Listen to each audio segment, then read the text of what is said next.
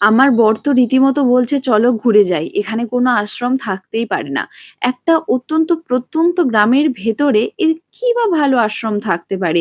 জঙ্গলের মধ্য দিয়ে তো গাড়ি ঠিকঠাক ঢুকছে না। তারপর জিজ্ঞাসা করে করে অবশেষে পৌঁছালাম লাহিড়ী বাবার আশ্রম। ঢুকেই আমরা প্রচণ্ড অবাক হয়ে যাই। এত সুন্দর একটা আশ্রম, তাও আবার এই গ্রামের মধ্যে!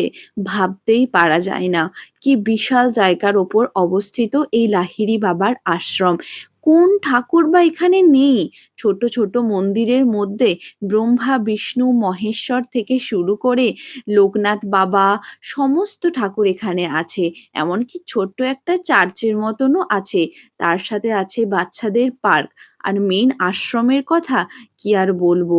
এত স্নিগ্ধ, এত মনোরম! এখানে কিন্তু কিছু নিয়মও আছে। মন্দিরের ভেতরে মানে মেইন আশ্রমের ভেতরে ঢুকতে গেলে সেখানে কিন্তু কোনো রকম ক্যামেরা থাকবে না। ফোন বন্ধ রাখতে হবে। তাছাড়া মেয়েদের মাথায় কাপড় দিয়ে ঢুকতে হবে। আর মন্দিরে ঢোকার আগেই কিছুটা জল আছে। সেই জলের ওপর পা দিয়েই কিন্তু মন্দিরে ঢুকতে হবে এবং বেরোতে হবে। চারদিকটা ভীষণ সুন্দর, সেগুলো তো আর ক্যামেরায় ক্যাপচার করা যায়নি। কারণ ফোন তো অ্যালাউড ছিল না। তবে চারদিক জলের মধ্যে এই আশ্রমটা এত শান্ত আর এত সুন্দর, একদম মন ভরে যাবার এই মতো। দেখেছো, এত কথা বলতে বলতে এর অ্যাড্রেসটাই তো তোমাদের বলা হয়নি।